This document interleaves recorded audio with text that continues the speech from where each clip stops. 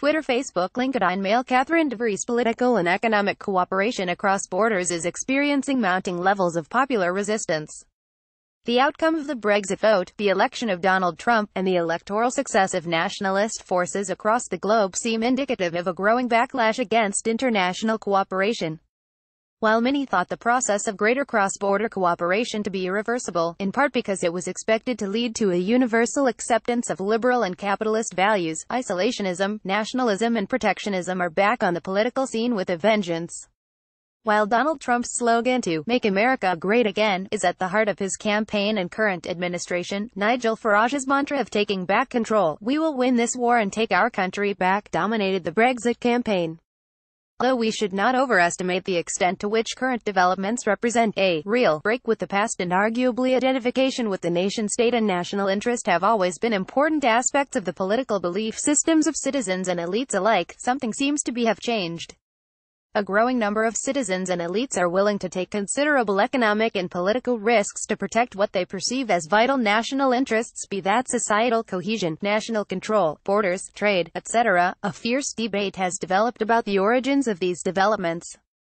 Are they the result of economic grievances of those who feel threatened by globalization, a term for increasing international cooperation and increasing interdependence, or do current developments represent a cultural backlash based on immigration fears and prejudice? While proponents on both sides of the debate have put forward ample evidence by focusing on either side of it, we seemed to have lost track of one important point, namely that economic and cultural grievances interact. Opposition to globalization is gaining such a foothold in the political and public domain in advanced industrial democracies, precisely because processes of economic interdependence have coincided with increasing migration flows. Recent developments in Europe perhaps most clearly illustrate this. There, the financial crisis of 2008 was accompanied by a refugee crisis. Hence, political parties running on anti-immigration platforms combined with an appeal to protect pensions and social provisions for the native population have made considerable political strides in virtually all member states of the European Union. The politicization of free trade and the free movement of people have become largely intertwined in the European context. Skeptics North, South and East. In my recent book Euroscepticism and the Future of European Integration, I show that the recent rise in Euroscepticism and in support for Eurosceptic parties is largely a response to both developments. I suggest that the way people view the EU is intrinsically linked to the national conditions in which they find themselves, as well as their comparison of these conditions with those at the EU level. Euroscepticism is on the rise in Europe, albeit for very different reasons. While skeptics in the North demand less intra-EU migration, those in the South wish to see more economic investment and employment programs, and again others in the East wish to see less interference of the EU in minority rights.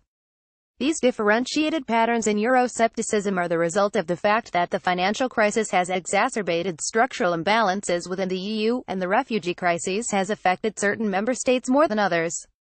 As a result, the experiences with the EU have become more distinct and varied than ever before. Therefore, coming up with a joint EU response to these challenges has proven so difficult. This European experience demonstrates clearly that framing economic grievances and cultural concerns as opposing explanations is not fruitful. When we continue to frame the debate as either or, we are missing out. We need to understand how economic and cultural explanations of recent developments shape both political demand and supply. Work by Italo Colantone and Pietro Stanig has started to do so by showing that exposure to rising levels of Chinese imports increases extreme right vote shares and anti-immigration sentiment. Could exposure to economic hardship, such as job loss, lead to a higher demand for extreme right or socially conservative policies? And if so, does economic dislocation have these effects? Is it due to loss of social status or an increase in envy, or something else? When it comes to supply, political parties may also drive people to demand more extreme right or socially conservative policies. Governments facing an economic crisis may shift their attention to values or identity-related matters to divert popular attention away from deteriorating economic conditions.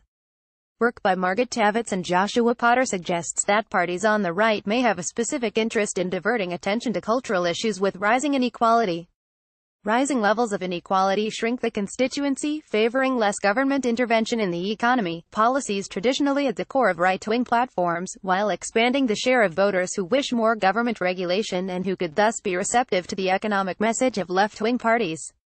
In these circumstances, right-wing parties have been shown to shift their emphasis to cultural values to keep their electorate intact. Although current societal and academic debates are mostly framed in either economic or cultural terms, it is important to realize that these types of explanations are not mutually exclusive. We should focus more of our efforts on trying to understand how cultural and economic fears interact and fueled the recent popular backlash against globalization. It is important to remember that globalization, like European integration, is an inherently complex phenomenon embracing economic, political, social and cultural aspects that bring about tensions. In his seminal book on the topic, Donny Roderick, for example, notes that globalization represents a trilemma for societies. They cannot be fully internationally integrated, completely sovereign, and democratically responsive all at the same time. Societies will need to make trade-offs. For example, in Europe, one can think of the trade-off of being part of the single market, but having to follow the jurisdiction of the European court or accepting free movement of people. Much of the current polarization is about differing views about how to make exactly such trade-offs. Therefore, it is crucial for academics, policymakers and journalists alike to understand better how people make them and how parties shape their thinking. This is the 7th in a Social Europe series on the crisis of globalization, sponsored by the Friedrich Ebert and Hans Böckler Foundations. Twitter, Facebook, LinkedIn, Mail.